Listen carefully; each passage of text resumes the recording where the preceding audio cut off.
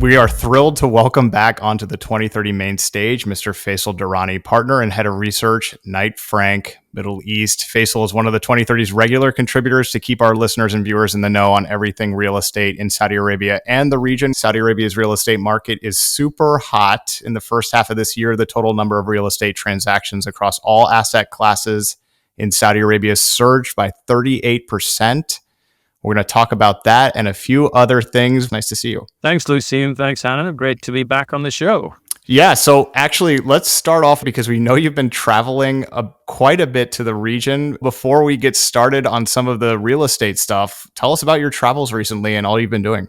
Sure. So I actually just got back from the Middle East, having spent a number of weeks traveling the region. I spent some time in Dubai, in Riyadh, and also in Doha, where we launched a brand new research report looking at demand for Qatari real estate assets from regional investors.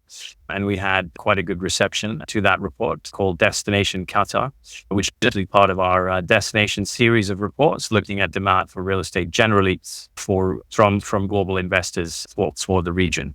It's great to see you again, Faisal. And I mean, our timing for this conversation couldn't be more perfect, considering you just released a white paper analyzing the impact of Riyadh's population growth on the city's housing and employment needs. And while it's so exciting to hear about kind of what's happening throughout the region, I would like to focus on Riyadh a bit in the beginning, and then maybe we can talk a little bit more about kind of what other things that you were witnessing across the different Gulf states. And so this is actually the first in a series of white papers that we've got planned for Saudi. And these are being authored by our new chief economist, Dr. Chris Payne. And this first paper takes a look at our expectations for future population projections for Riyadh and the implications that might have for the city's housing market. And I guess probably, the key finding from it is, unsurprisingly, we are expecting the population to grow from about 7 million today to 9.6 million by the end of the decade.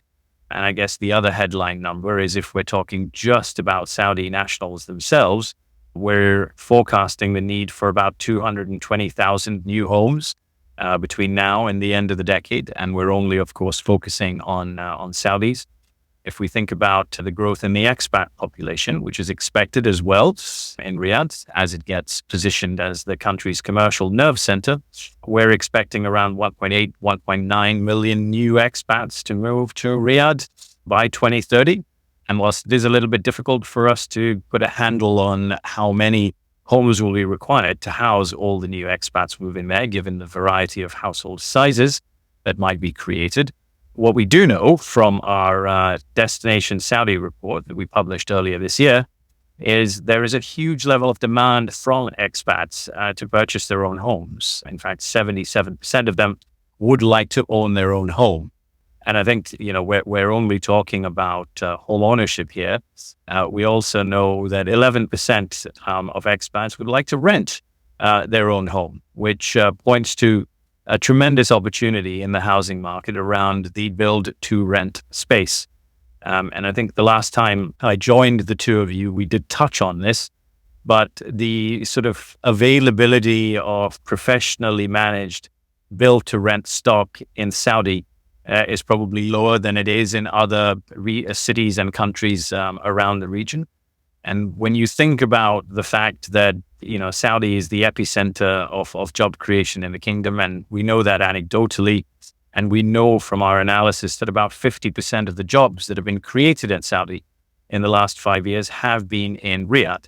So unsurprisingly, we have a high level of inward migration of young Saudis moving to Riyadh from other parts of the kingdom. And actually, if you put yourself in their shoes, when you arrive in a big new city for the first time, you are going to be focused probably on renting a home rather than buying one, which is why we're seeing huge demand for that sort of stock, where people want all the facilities and amenities in the building. And right now, as I say, we feel that is a massively underserved part of the market. Yeah. Can you give us kind of an overview of the market? Sure. So look, the housing market, I think, has been supercharged since the Vision 2030 was unveiled back in 2016. And of course, one of the core pillars of Vision 2030 is to provide world-class housing to Saudi nationals. And we've had a whole host of programs and initiatives from the government, WAFI and Sakani, that have helped to facilitate that transition for Saudis that are renting into being homeowners. There's been a variety of things done, long-term mortgages offered at fixed rates, affordable housing projects being launched through PIF entities and other government-related entities such as MoMA and the National Housing Company.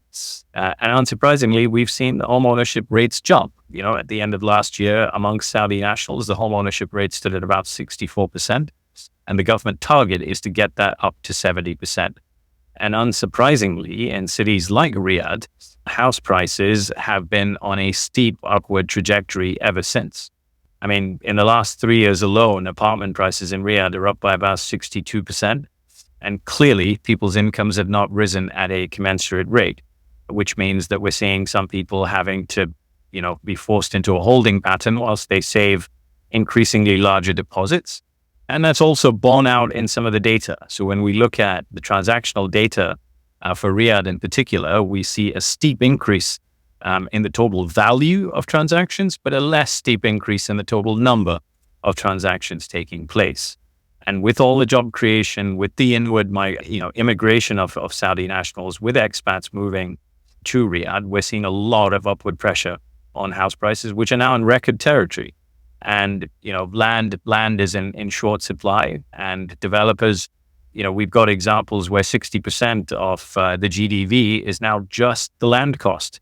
And so developers are left with little option but to pass that on to buyers. And, from our research and analysis of the market through our Saudi report from last year and our Destination Saudi report this year, we know that about 2/3 of Saudi nationals are prepared to spend about 1.5 million riyals on owning a home in the kingdom.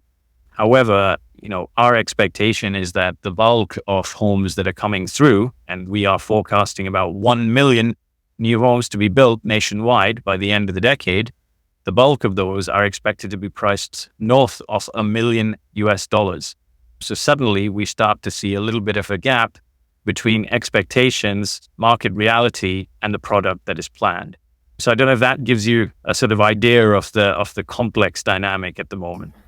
Yeah, it definitely does. How are people finding apartments or houses or villas to live in Riyadh? Do you have data on that and what they're using? Like, I'm imagining somebody moving to Riyadh, or either for the first time or because of a job or whatever the reason may be. Where are they looking to find housing, and where are they sort of doing those transactions? So when expats move to Riyadh, I think a lot of people are typically looking to live within a residential community, or in Riyadh's case, a residential compound. In fact, we know that about 75% of Saudis themselves would like to live in a residential community. And this comes back to, changing cultural habits and changing expectations.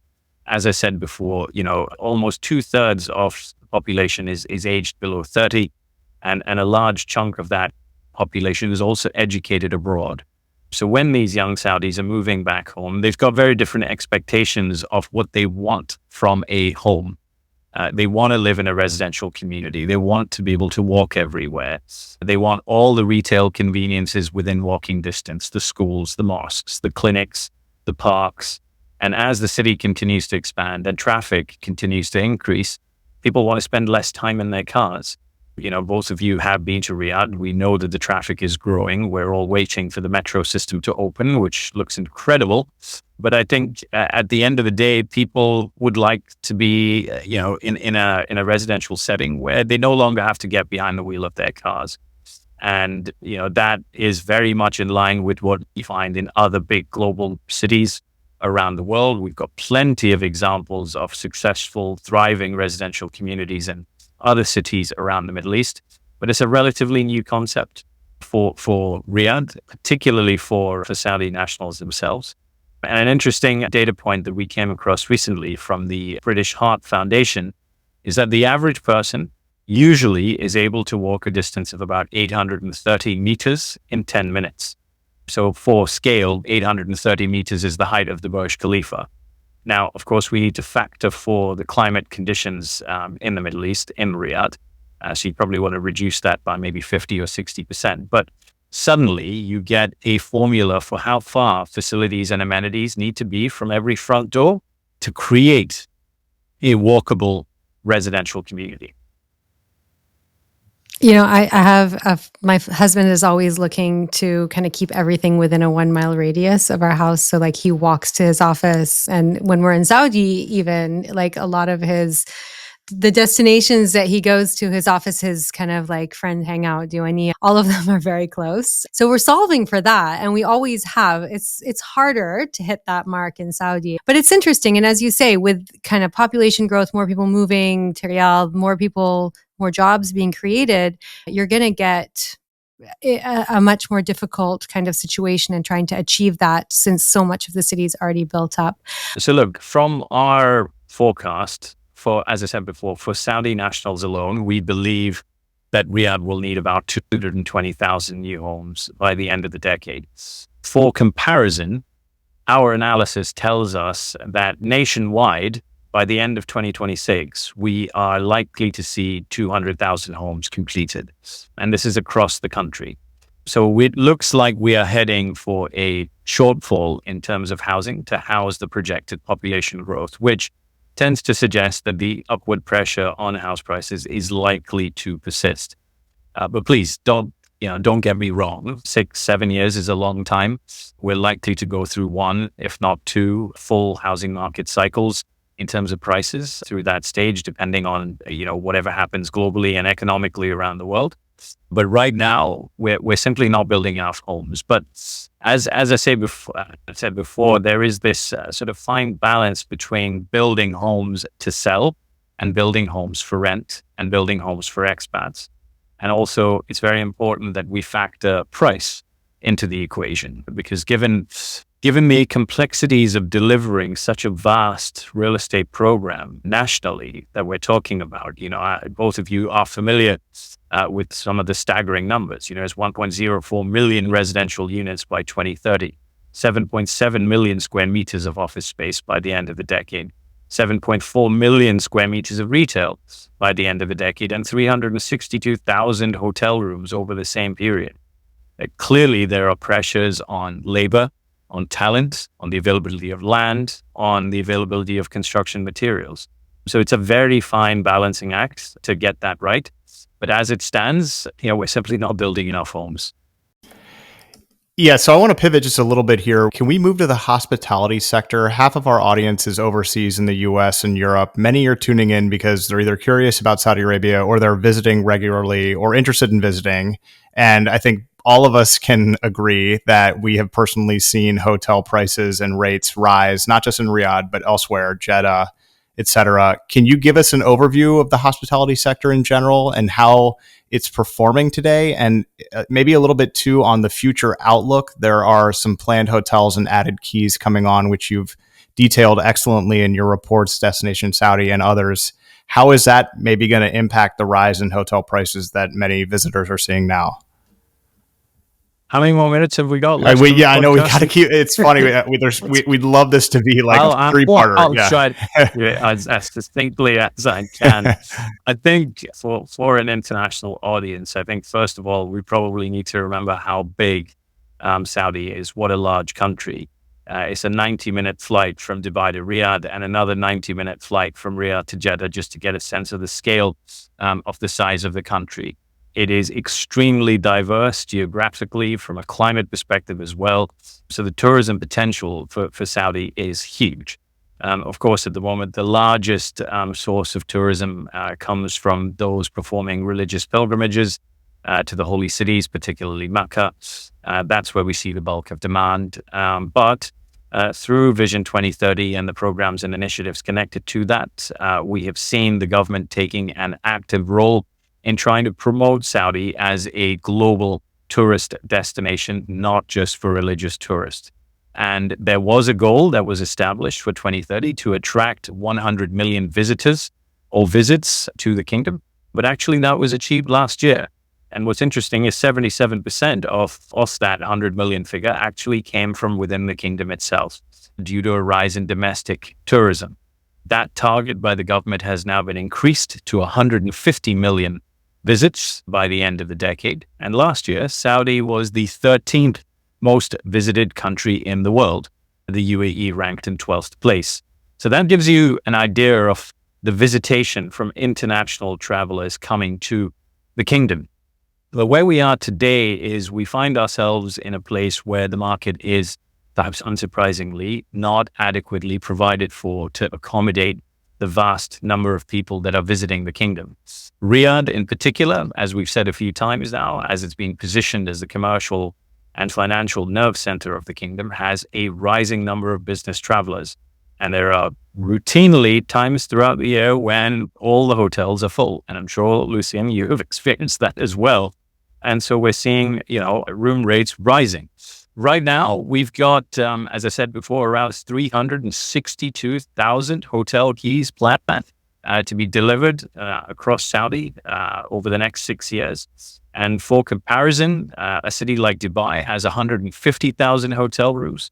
New York City, I believe, has about 110,000 hotel rooms, and London's got around 100,000 hotel rooms. So just to put that into perspective, we're talking about building the same number of hotel rooms as London, New York, and Dubai combined in the next 6 years to accommodate that projected. But where we feel the largest opportunity lies is in ensuring, one, we are catering to domestic tourists who are the largest source of tourists right now, and also ensuring that we don't necessarily over-provide in a specific hotel category.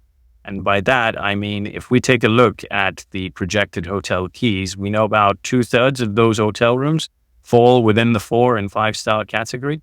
So we need to make sure that we're providing hotels that cater to all budgets. So we continue to attract travelers who are looking perhaps at less luxurious options.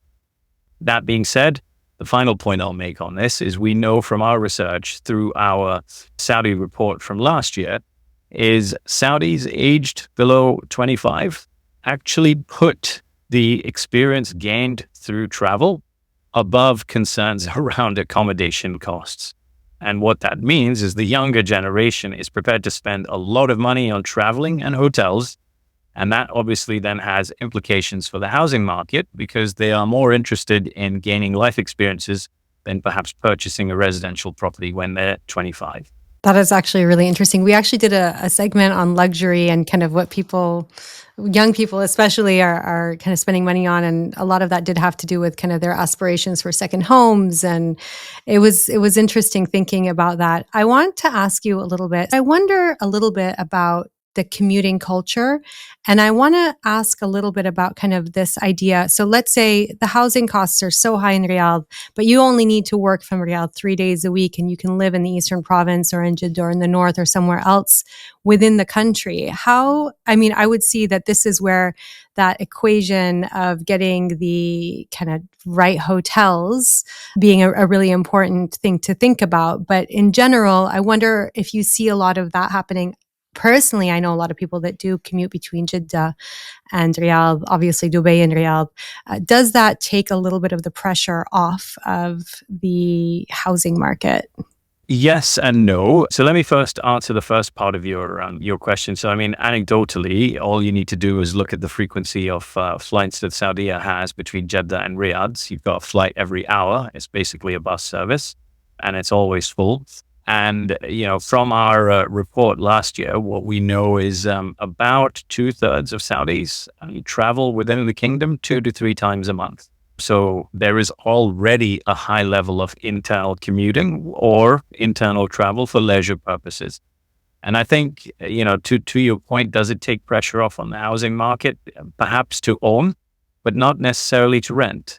Just like we have in the UK, that demand for a small property close to somewhere where you work within walking distance, that culture is probably starting to emerge. But again, we don't necessarily have that type of stock to cater to that demand. And as, the culture shifts and people realize that it is extremely expensive to get on the housing ladder, that demand for rented accommodation is going to continue to rise.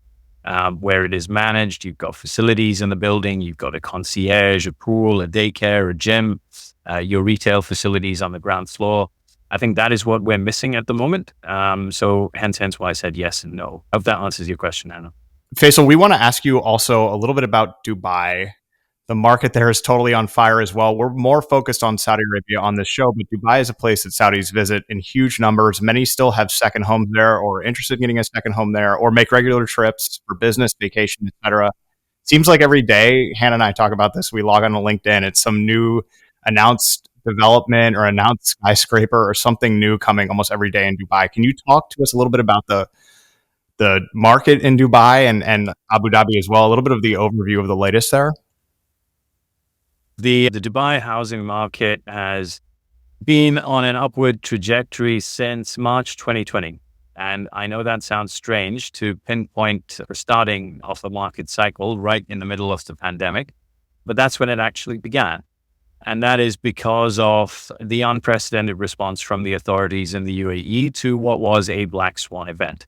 Yeah, the UAE was routinely ranked as one of the most vaccinated nations in the world. And very often, Dubai was the only place that had its borders open to international travelers and visitors throughout the course of the pandemic. And many visitors who came to the city back then in 2020, 2021 were first-time visitors. And they came because they couldn't go anywhere else.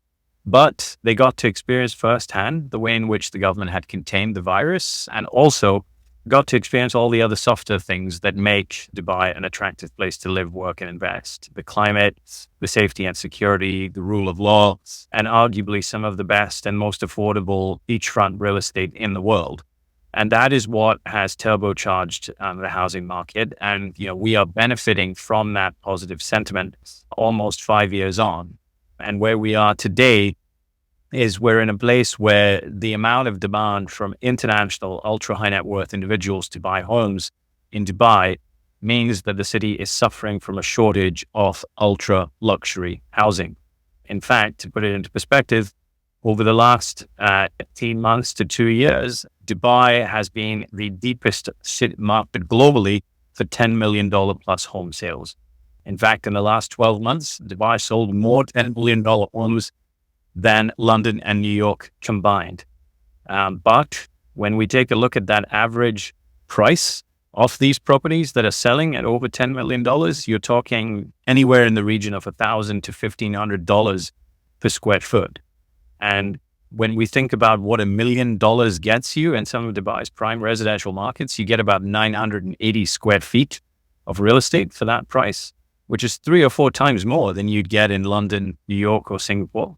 And in fact, in Monaco, you get 170 square feet for $1 million US. So that means that Dubai is one of the most affordable, in inverted commas, luxury residential real estate markets in the world today.